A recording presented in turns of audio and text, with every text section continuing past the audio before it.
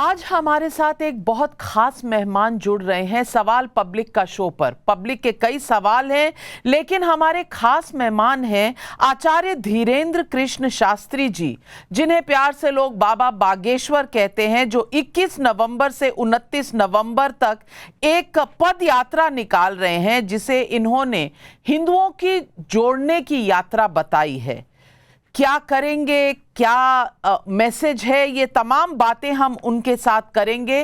बाबा बागेश्वर जी, आज आपका बहुत स्वागत है टाइम्स नाउ नवभारत पर और सवाल पब्लिक का शो पर। मैं सबसे पहले आपसे यही पूछना चाहती हूं कि आज आपकी यात्रा का पहला दिन था। आज 9 दिन की जो ये हिंदू जागरण यात्रा आप निकाल रहे हैं, हिंदू क्या सोए हुए थे? पब्लिक पूछ रही है। जो आप यात्रा निकाल कर उन्हें जागृत कर रहे हैं, आपके इस जागरण का मतलब क्या है? बहुत बहुत धन्यवाद। आपका भी बहुत बहुत धन्यवाद, आपके सभी दर्शकों का। निश्चित रूप से हिंदू सोया है। हिंदू अगर सोया ना होता तो देश में ये हाल ना होता। चाहे वो श्रद्धा का कांड हो, कोलकाता की बेटी का कांड हो, पालघर के संतों का कांड हो, या राजस्थान के कन्हैया लाल दर्जी की हत्या का कांड हो, हेमराज आदर्श जैसे छोटे छोटे बच्चों का कांड हो, बहराइच की घटना हो, नूह मेवात मणिपुर की घटना हो। इस देश के ऐसे लाखों उदाहरण हैं जिससे प्रत्यक्ष होता है भारत का हिंदू सोया है। उनको जगाने की जरूरत है और जगाने के लिए हिंदुओं तक पहुंचना जरूरी है। और हिंदुओं तक पहुंचने के लिए हमको हवाई जहाज और ट्रेनों से नीचे उतरकर सड़कों पर आना पड़ेगा। वही हमने आज से प्रारंभ किया है।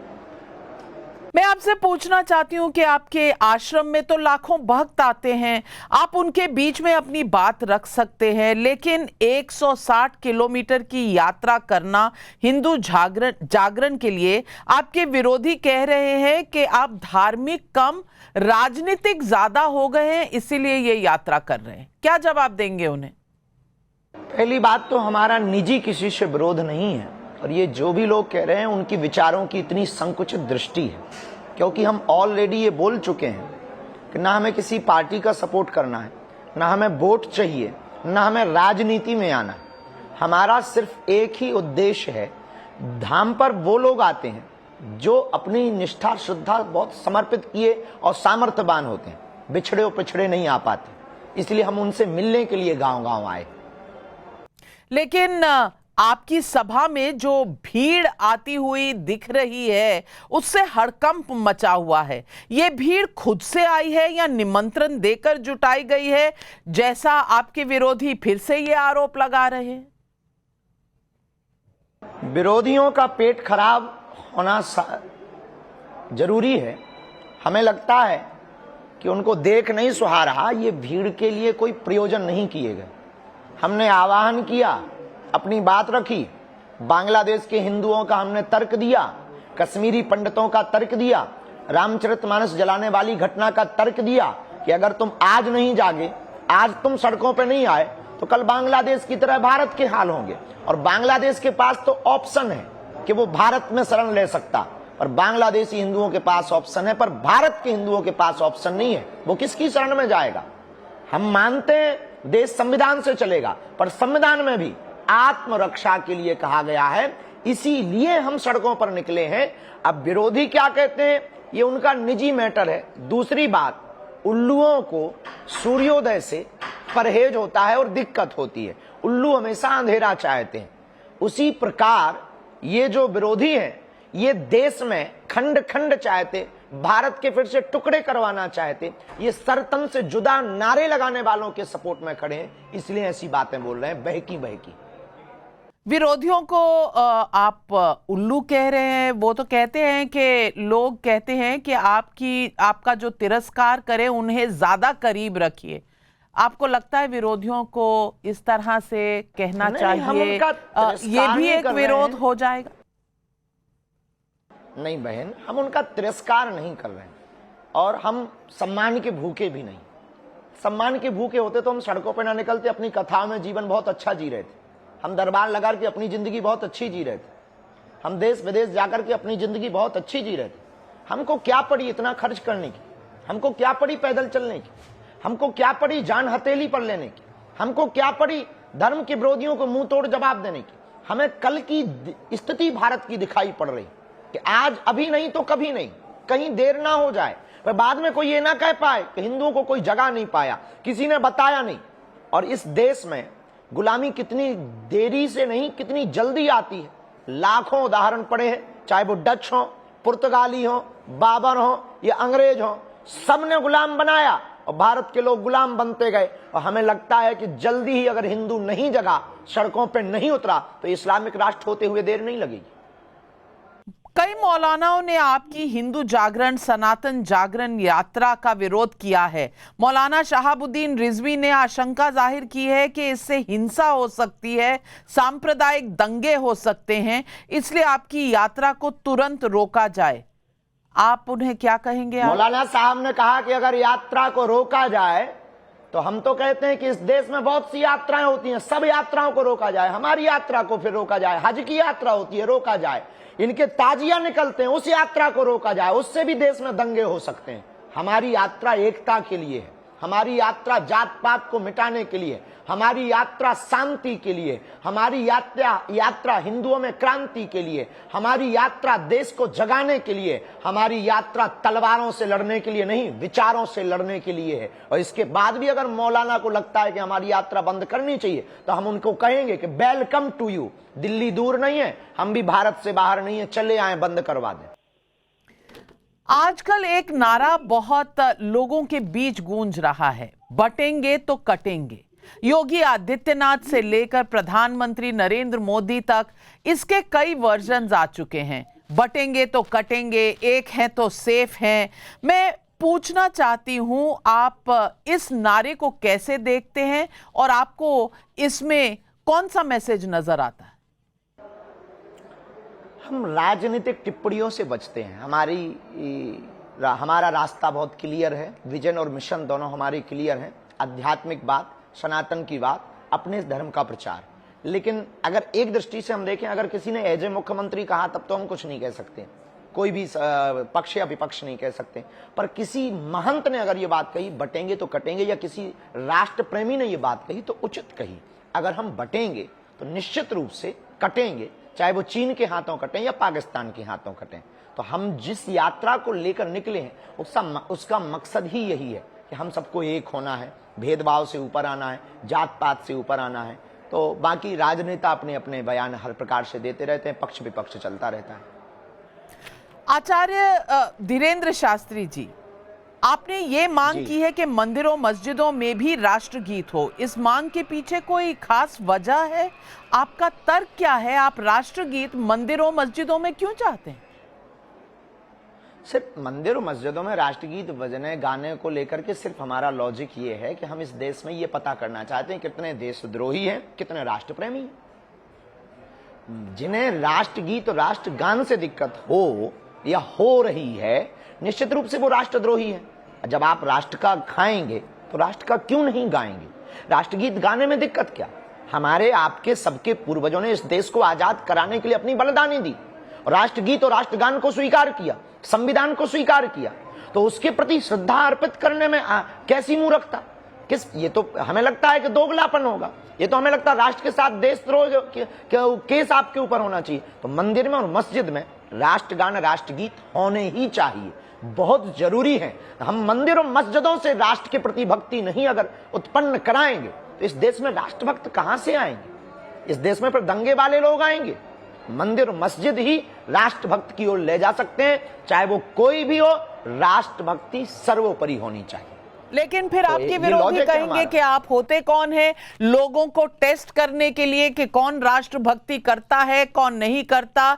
जहां जिस देश में हम कागज नहीं दिखाएंगे जैसा नारा निकल गया था, वहां लोग ये नहीं पूछेंगे कि बाबा बागेश्वर क्यों लोगों की परीक्षा लेना चाहते हैं, और क्यों खास करके एक धर्म वालों की परीक्षा लेना चाहते हैं कि वो कितने राष्ट्रभक्त हैं। हमने किसी एक धर्म वाली बात ही नहीं बोली, ना तो हमने मुसलमानों के खिलाफ बोला, ना ईसाइयों के खिलाफ बोला। मंदिर में हमने अपने लोगों के पक्ष में खिलाफ भी बोला और उनके खिलाफ भी बोला, और अपने के पक्ष में भी बोला, उनके पक्ष में भी बोला। दूसरी बात, हम कोई होते नहीं है, ये तो तय है। ना हम इस देश का कानून है, ना हम कोई पॉलिटिक्स वाले हैं, ना हमारे हाथ में सरकार है, ना हम सत्ता के आदमी हैं। ये तो तय है। और ये भी बात आपने सही कही कि हम कौन होते टेस्ट होने लेने वाले, पर हम ये भी कहना चाहते कि फिर वो कौन होते हैं जो देश को गालियां देते, वो कौन होते हैं जो भारत तेरे टुकड़े होंगे ये नारा देते हैं, फिर वो कौन होते हैं जो बाबा बागेश्वर की परीक्षा लेते हैं, फिर वो कौन होते हैं जो दीपावली पर ज्ञान देते हैं, फिर वो कौन होते हैं जो होली पर ज्ञान देते हैं। अगर उनको ये अधिकार है तो हमको भी आप ये अधिकार इस भारत में बोलने का और राष्ट्र प्रेम के प्रति जगाने का। प्रत्येक संविधान के तहत प्रत्येक व्यक्ति का अधिकार है कि अपने राष्ट्र की चर्चा करें, राष्ट्र गीत राष्ट्रगान के प्रति लोगों को जागरूक करें, राष्ट्रभक्ति के लिए लोगों को जगाएं। ये सबको अधिकार है। हम होते कोई नहीं है, पर इस देश के नागरिक तो हैं, इस देश का खाते तो हैं, इस देश में रहते तो हैं, तो हम भारतीय हैं। तो निश्चित रूप से हमें यह अधिकार है कि राष्ट्र प्रेम के प्रति लोगों को जगाएं और जिनको दिक्कत हो वो ना गाएं, भारत छोड़ के चले जाएं।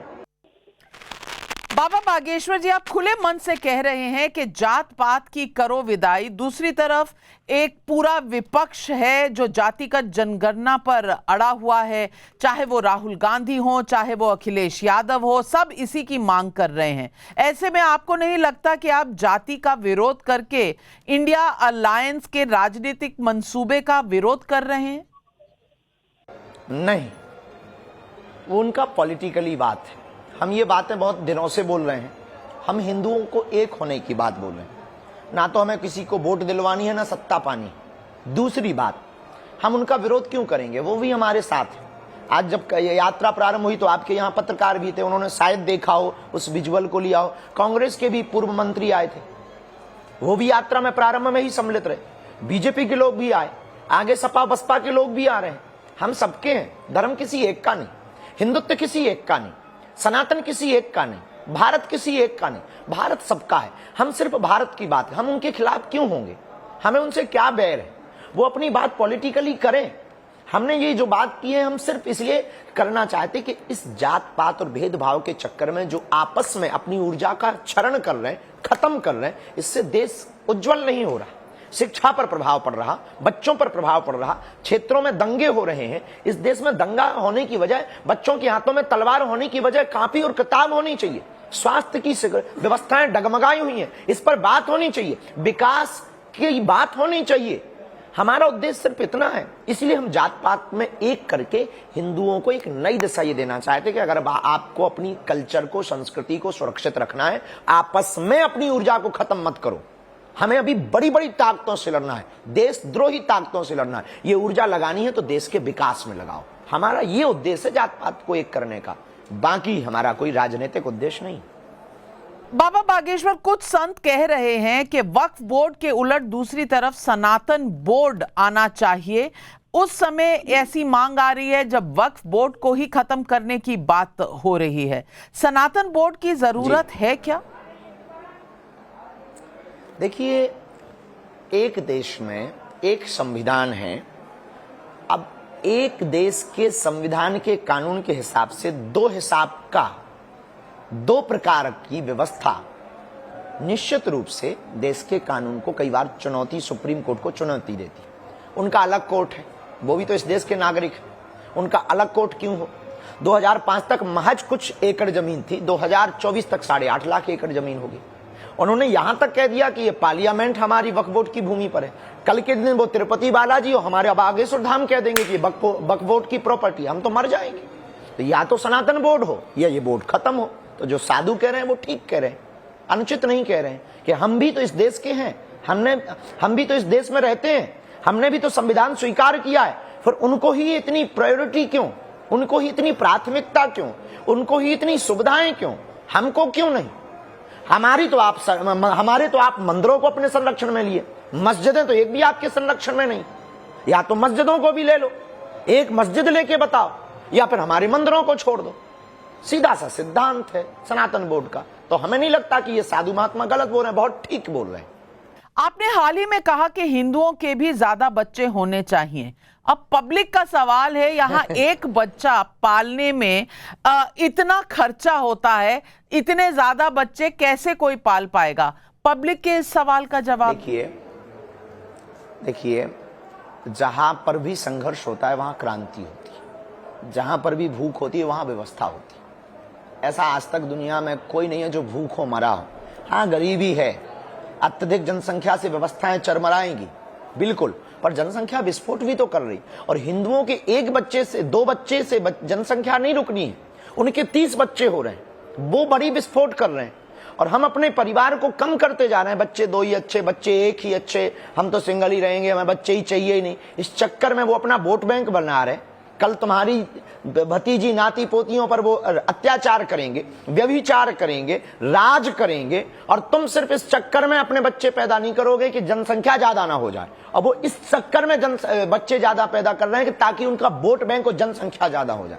इस देश में एक या तो लॉ हो, बच्चे 2 ही अच्छे, फिर उनके भी उनके, वरना ये लॉ ना हो कि हमारे लिए तो कहते आप बच्चे 2 ही अच्छे और चच्चे के 30 क्यों बच्चे। सवाल मैंने कहा है कि जी, सवाल कुछ लोग ये भी कहते हैं कि आप हिंदू राष्ट्र बनाना चाहते हैं, आप बार बार मंच से ये कहते हैं, लेकिन दूसरी तरफ एक वर्ग है, ओवैसी साहब हैं, जो 15 मिनट वाली बात कहकर व्यंग करते हैं, ताना देते हैं। इन दोनों के बीच में कौन सा ज्यादा भड़काऊ है, ये तय करना पब्लिक के लिए मुश्किल है। देखिए, भड़काऊ भाषण उसे कहते हैं जिससे दंगा भड़के। हमारे हिंदू राष्ट्र की बात पर हमने कभी ये नहीं कहा कि तलवारें उठानी, हमने ये नहीं कहा कि अधिकार मांगना, क्योंकि हमें कागज में हिंदू राष्ट्र नहीं चाहिए, लोगों के विचारों में हिंदू राष्ट्र चाहिए, लोगों के दिलों में हिंदू राष्ट्र चाहिए, सजगता चाहिए, कायरता हिंदू छोड़ दें, डरपोकपना हिंदू छोड़ दे, हिंदू बुजदिल ना हो, हिंदू एक हो, हिंदुओं को जरूरत पड़े तो वो रोडों पर हो, सड़कों पर हो, हिंदुओं को जरूरत पड़े तो वो दिल्ली में हो। हमारा उद्देश्य सिर्फ इतना है, हिंदू राष्ट्र का मतलब हमारा दंगा नहीं, हिंदू राष्ट्र का मतलब हमारा कागजों में नहीं, हिंदू राष्ट्र का मतलब किसी को भगाना नहीं, हिंदू राष्ट्र का मतलब किसी को मारना नहीं। हिंदू राष्ट्र का मतलब है कि इस देश में रहने वाले हिंदुओं को कम से कम प्रथम स्थान, प्राथमिकता तो दी जाए। हाँ, सबके लिए समान है, बिल्कुल, संविधान ने सबके लिए समानता दी है, बिल्कुल, पर इसका मतलब ये नहीं है कि कोई राम की यात्रा पर पत्थर फेंके, इसका मतलब ये नहीं है कि गाय की पूंछ काट करके हनुमान जी पर चढ़ाए जाए, इसका मतलब ये नहीं है कि पश्चिम बंगाल में दुर्गा पंडालों में आग लगाई जाए। फिर हिंदुस्तान का मतलब क्या, हिंदुओं के राष्ट्र का क्या मतलब, और राम के राष्ट्र का मतलब क्या। इससे भला तो पाकिस्तान ठीक है, कम से कम वहां हिंदू रामचरितमानस तो पढ़ लेते हैं, सत्यनारायण की कथा तो पढ़ लेते हैं, कम से कम ये तय तो है कि इस्लामिक राष्ट्र है। बाबा बागेश्वर जी, जाने से पहले बस आखिरी में एक सवाल आपसे पूछूंगी। आप कह रहे हैं हिंदुओं के बच्चे ज्यादा होने चाहिए, इस हिसाब से आपका शादी के बारे में क्या विचार रहेगा? कुछ आप भी योगदान देंगे कि नहीं? बहन, हम शादी तो करेंगे और इस भारत में जनसंख्या के लिए योगदान देंगे। तो कब तक कर रहे हैं आप? जल्दी ही। पहले तो ये भेदभाव, जात पात को मिटाने वाला यात्रा हमारी पूर्ण होवे, आप ऐसी शुभकामनाएं दें। और जो आपसे ये सवाल करते हैं उन लोगों से भी कहिए कि ये संकल्प सबके लिए है, 100 करोड़ हिंदुओं के लिए है, ये यात्रा 100 करोड़ हिंदुओं की है। 29 तारीख को दोपहर 2 बजे लाखों हिंदू राम राजा ओरछा में एक साथ संकल्प लेने वाले हैं। ये उनके लिए जवाब है जो कह रहे थे 15 मिनट के लिए पुलिस हटा लें। हम उनसे कहेंगे 5 मिनट में हिंदुओं का उबाल देख लें, जरूरत लगे उन्हें तो 29 तारीख को ओरछा आ जाएं।